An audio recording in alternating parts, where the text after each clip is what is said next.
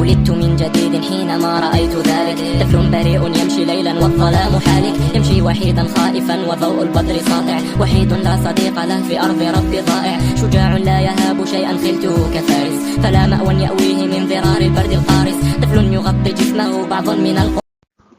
debbo keefeero dimo jogiiɗo jawdi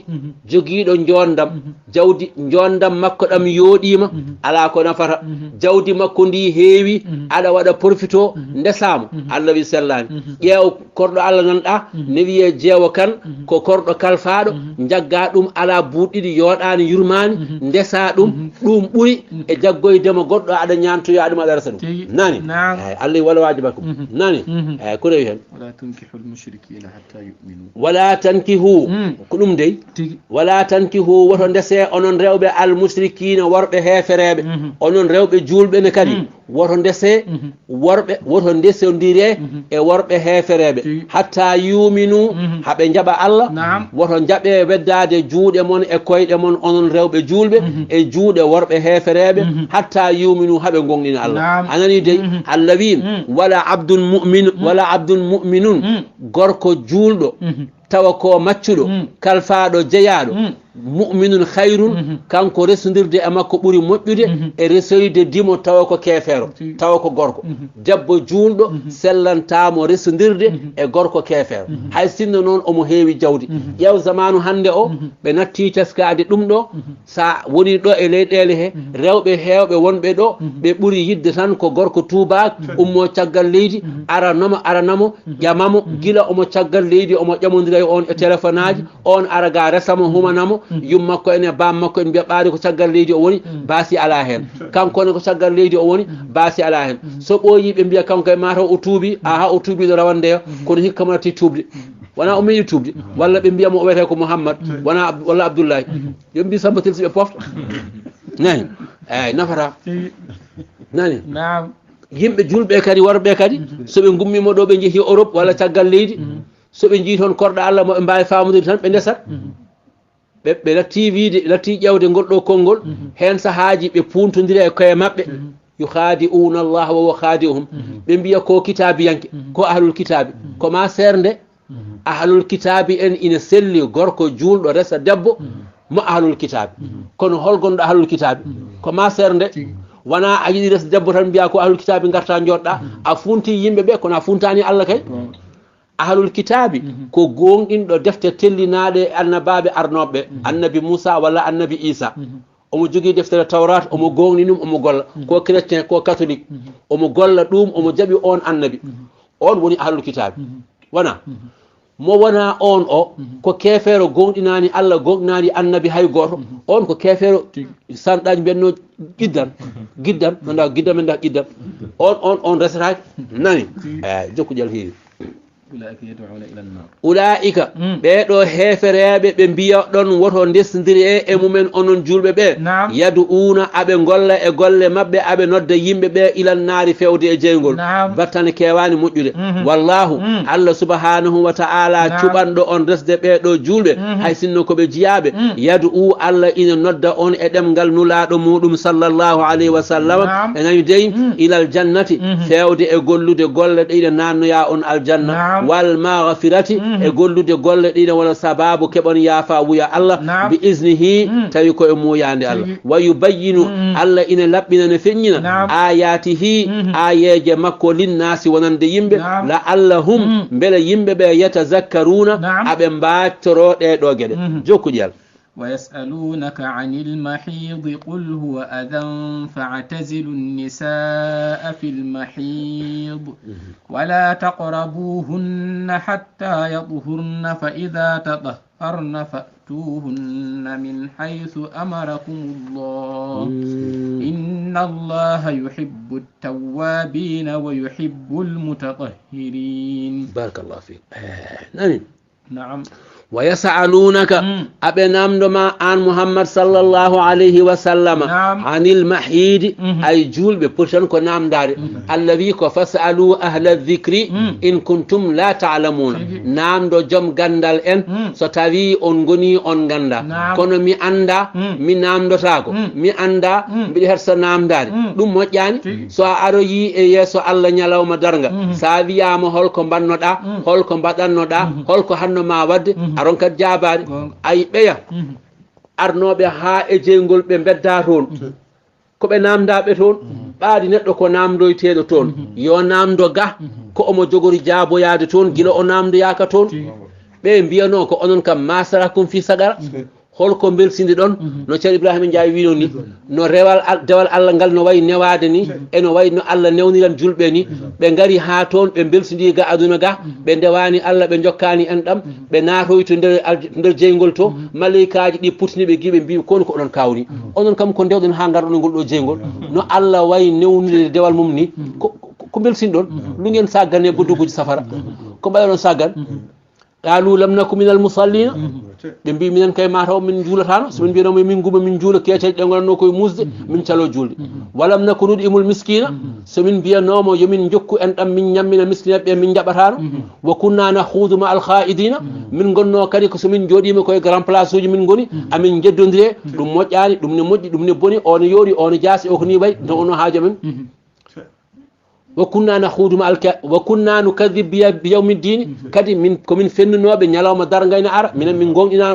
دوم تشادلا من دغ ادي من حتى اتانا اليقين ها hande non نيالوما ari min gandi hande komin calino ko fof ko gonga komin jeddino ko fof hande wonti gonga hankadi ni kay ƴeewe so don bawi ande min intervention to Allah Allah yaafo min rutta min be mbi ala kalimatun huwa qailuha wa min waraihim barzakhun ila yawmi yub'athun nani na'am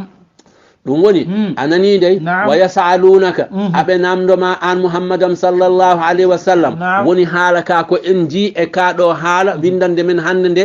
aɓe namdoma heewi ɗum tindinta ko enenne kadi moni foof yo wattu namdade ko faati e diine mum ɓaadi kamɓe ɓe gurno koye na sallah sallam ɓe kettani namdade hay neɗɗo so wondi e joom suudu mum ronkata jooɗade e batu nelaɗo Allah sallah sallam haala no waddiranno e joom suudu mum anda ko dagui hen o jagga o anda ko harmi hen o woppa wona o walla heddiɓe ndeke hersirde namdade e diine mum ko tampinde hoore mum e tardinde hoore mum wa yasalunaka aɓe namdoma an muhammadam sallllahu alayhi wa sallam anil mahidi ko wiyete fiilayru ƴiƴam fiilayru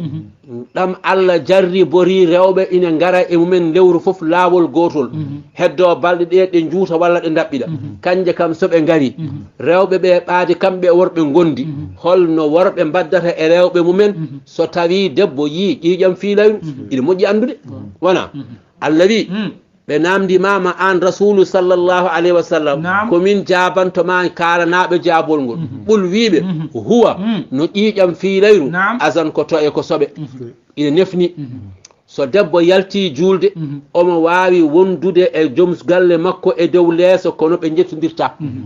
woto ɓe jettodir walla woto ɓe jettodir firti ko woto gorko yetto debbo o ɗo o yettotonomo hade makko wondude e fiilayru a faami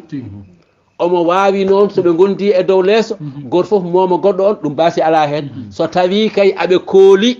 wonde ɗu seyɗane ɓurataɓe doole haɓe jettodiriya nani ɗum woni ɓul wiyam ɓul huwa adan ɗum woni o fawi hen kanko Allah fa'tadilu nisaa fil mahidi onon worɓe ɓe pollo ɗe rewɓe mon soɓe gari e piilayru woni goɗɗito ɗeɓe ɗum ɓuuri moƴƴude nani o fawi hen kanko Allah wala tagrabuhunna woto mbiye oɗon ɓadoroɓe ngam wondude e rewɓe ɓe e on saaha hatta yaɗa hurna haɓe laaɓa e ƴiƴam fiilayru en gandi noon rewɓe fiilotoɓe ɓe koɓe mbadiji tati ɗum ko ñawore sharia koɓe mbadiji tati mo meeɗani fiilade o ne jogui ñawore o meeɗani fiilade saabu ko sukata o meeɗani fiilade goɗɗo o ko piiliɗo goo fiili ɗiɗi omo aadori fiilade goɗɗo o ko jaaɗo ha natti fiilade koɓe tato goto fof ne jogui ñawore nani ma en garoy hen nani ko rewi hen فاعتزلوا النساء في المهيد جون نون بولو دي rewɓe so tawi anani dey so tawi ɓe goni e saha fiilayo nani ko rewi hen wala taqrabuhunna woto ɓalloɗeɓe ngam miijade wondude e mabɓe to lelde e ko nandi hen hatta yaɗa hurna ha ɓe laaɓa e ɗam ɗo ƴiƴam fiilayru so ɓe laaɓi on saha baasi ala hen fa atuhunna so ko ɗon de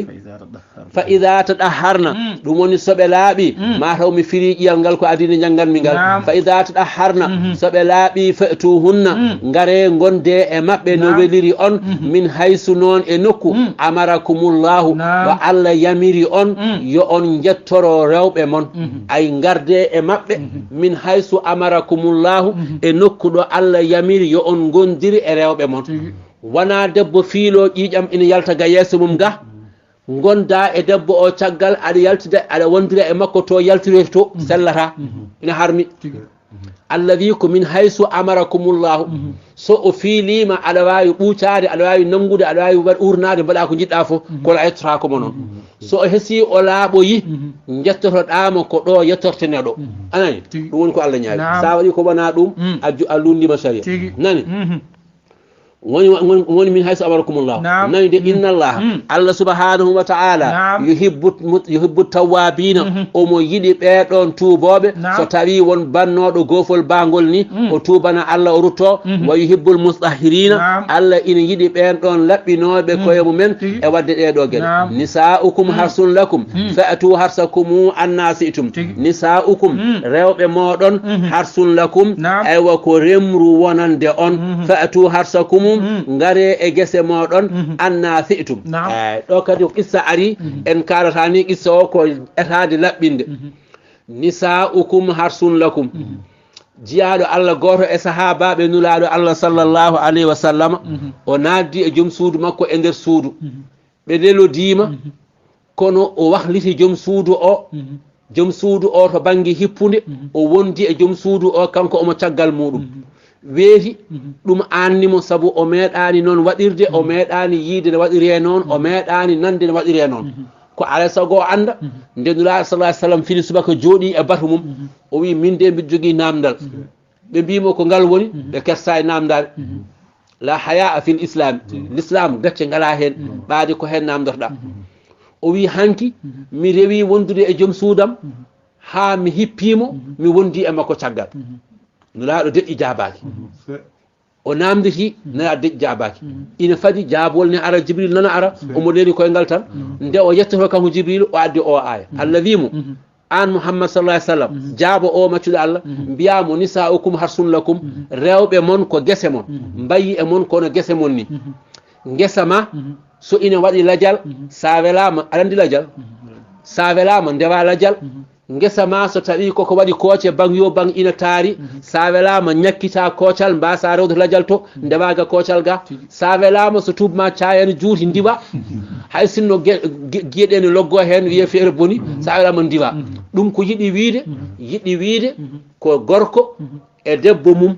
ina sella ɓe gonda e noɓe jiɗiri foof so wona sarɗi goto so wona to debbo o yaltiroyta to sellanta gorko o wondude e makko ɗum kala sifa keddiɗo ɓaadi ko yeeso makko kanko gorko o e yeeso debbo o ina sella ɓe daro ɓe gonda sharia haɗani ina sella ɓe lelo ɓe kuccodira ɓe gonda sharia haɗani ina sella ɓe jooɗodo ɓe gonda sharia haɗani ina sella goto daro goɗɗo lelo kala no ɓe jiɗiri nisa'ukum harsun lakum kala no ɓe jiɗiri ɓaadi tan wona omo wonda e debbo o to caggal mum ɗum tan woni ko harmi to yaltirete to waɗiraka wondirede waɗira ko yaltoyde woto wonde toon banggue yeeso o noon no o yiɗiri ɓe gondira foof Allah wi baasi ala hen mataw mi handuɗo wona ay nisa'ukum harsun lakum gese moɗon rewɓe mon ko cuɗanide ha joni ko gese mon nani fa'atu harsakum garde e gese mon anna shi'tum kala ɗo jiɗɗon ay o haali o wi min qiyamin daragol wa qu'udin e joɗogol wadtija'in ha joni e lelde wa iqbalin wa idbarin kuccodira walla ɓe ndumtodira kala ko gorko wela debbo ne jaaɓi ɓe gondira noon baasi ala hen ɓe leeli walla ɓe jooɗi walla ɓe dari walla ɓe kuccodiri walla ɓe ndumtodira kala hen koɓe mbaɗi ɓaadi tan aɓe ndeni laawol biyangol yo rewe ngol baasi ala hen Allah wi wa qaddimu li anfusikum gardinane koye mon ko ina nafa on ay ko ɗo woni haala ka wa qaddimu li anfusikum sosoɓe hewɓe e jajaɓe hewɓe ina jogui probléme ɗo Allah wi so maccuɗo Allah naatti suudu mum o ɓornima pisama makko o naatti korɗo Allah makko ɓornima pisama mum naatti nder suudu leeso ngo ko wertano e dow hen ko ittama ha laaɓi wattama bertetedi gondi ceerno sa andi ɗum a watta tawne rewi lawol fewi ha ɓoye seeɗa mo gandu kon sukaɓe tan halan tawa ɗum goto mon fina janggo wiyana resa hay ɗum joni tan ɓe mbiyata koɓe ndesa janggo ɓe gaddaren probléme mbiyaɗon ko yon janggo ɓuuɗa an oto ndese joni de jangge ɓuuɗa an ha ɓooya tawa leeso ngo ene change darabuji ne change cuura e goɗɗo ne adda jiida e cuuraki ñalawma o nani namdo jawri ne andi ɗum jiiɗa e cuura e ñalawma o joni noon so on jettodiri so ɓooyi jiiya jomum ne huccire darogal ne fewna hoore mum pis nani parfum ngaji ne ngara so ɓooyi o ngabba dow leeso so o ngabbi dow leeso on memodiri jiiya jomum ne gañanma noftu ndu taw noftu ngatani ɓe memdira Allah wi so on jeehi ha hankadine on memdiri ha leeɓi mon foof gummima gorko o yiɗi faade e debbo o omo yettomo walla debbo o kañum ɓuuri heppude yiɗi ngabbude e dow gorko o Allah wi wa qaddimu li anfusikum ɗo Allah waɗi on charɗi Allah wi aha ndentoɗe dey ne jogui konnguli ɗi jamirimi on yo on janggu e o saaha hewɓe noon o saaha ɓe jejjitan ni hay ko woni haqqillaji mabɓe hay koɓe kirsi ɓe jejjiti saka wiide ɓe jangga goɗɗum jomum wiyata ɗon ko bismillahi rrahmani rrahimi Allah wi ko mbiyeni so ɗum ɓenni fawa hen allahumma jannibna cheytana wa jannibi cheytana ma razaqtana so gorko ina foti janngude ɗum so omo wonda e joom suudu makko so debbo omo foti janngude ɗum so omo wonda e joom suudu makko goɗɗo ne wiye Doro Kane o funnima e nadde suudu tafsirde on o wi wonde o jangi ɗum ɗo ma waɗ ɗum joom suudu makko o yetti ha hunde juuti tan o wino komo jangga o wino joom suudu o seeɗa gonde komi janggo o fuɗɗi tan joom suudu o wimo a yaawi ma jangga kay o wi ko jangguetno ko no wetno kadi ko jangguetno ko no wetno kadi o yejjiti nani eyyi ɗum woni nulaɗo Allah sallllahu alayhi wa sallam wi kala nde gorko jangi ɗum ɗo omo wonda e joom suudu makko walla debbo jangi ɗum ɗo so ina wonda e joom suudu mum so ɓiɗɗo dañoyama hen kanko jannguɗo ɗum o omo windane fodde poofaali ɓiɗɗo o tuggi ñande jibina ha hawra e radial fodde poofaali mum ko foofi e aduna omo windani ɗum baraji waɗe ɗereji makko anni hey fayida haɗani ɗon on ɓiɗɗo so jibini so ɓiɗɗo goto o jibini so ɓiɓɓe ɗiɗo o jibini so ɓiɓɓe jeetata o jibini omo windane kadi fodde adadu anfasi awladihi ɓiɓɓe makko ɓe poofaali mumen no potiri ni omo windane ko foti noon yanta e foofandu ɓiyi ko o ɗum ɗo foof rendine o waɗane ko bonus joɗanomo ɗon ko baraji ne padimo ñalawma darga aɗa anni hey fayida kono namdo sa yeehi namdo temedere e worɓe temedere e rewɓe haalata ɗum hen tan so heewi ko ɗiɗo tato ɓe jejjitat jawi ɗum yejjide nani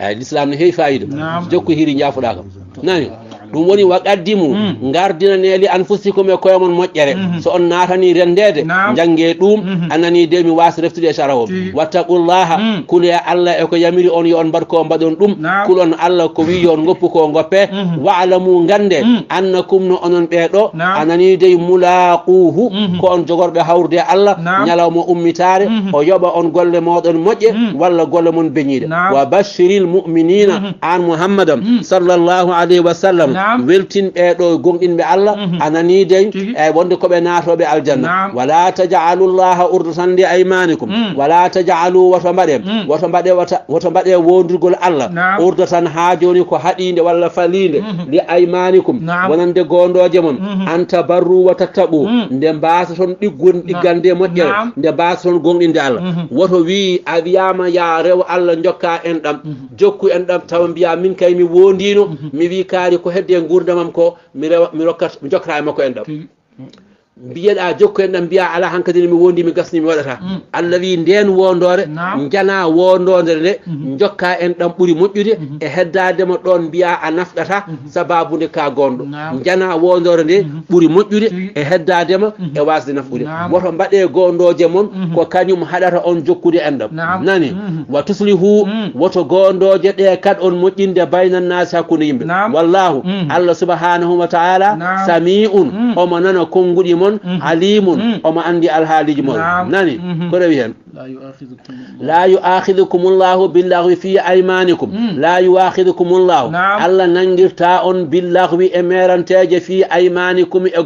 gondoje mon wiyama kadi ko jumre e gondoje mon ko goto e mon tinani walla woni tawa o fiɓani ɗum Allah nangirtamo ɗum walakin kono noon Allah ina nangira on yu'akhidhukum omo nangira on bima kasabat ko faggi qulubukum ɓerɗe mon ko ɓernde ma pipɗa gonɗa yalte ɗemgal ma ɗum kam sawabi ndenda on hurum wallahu Allah subhanahu wa ta'ala ghafurun ko kafrowo bakkatuji halimun jurmotoɗo waddi hen lilladhina yuluna min nisaihim lilladhina ina wodani ɓeɗo worɓe yuluna ɓe aɓe gonda min nisaihim e wonde ɓe gondata e rewɓe mabɓe tarabbusu fandade arba'ati ashhurin e fodde lebbi nayyi gorko omo wondi e joom suudu makko mi wiyamo Samba Telsi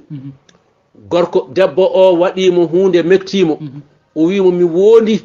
mi wondata e ma ko heddi hen ko kanko gorko o wiya o wondi billahi walla wallahi walla ko nandi hen o wondata e joom suudu Allah wi bisimilla mbiɗa daramo omo muñana fodde lebbi nayyi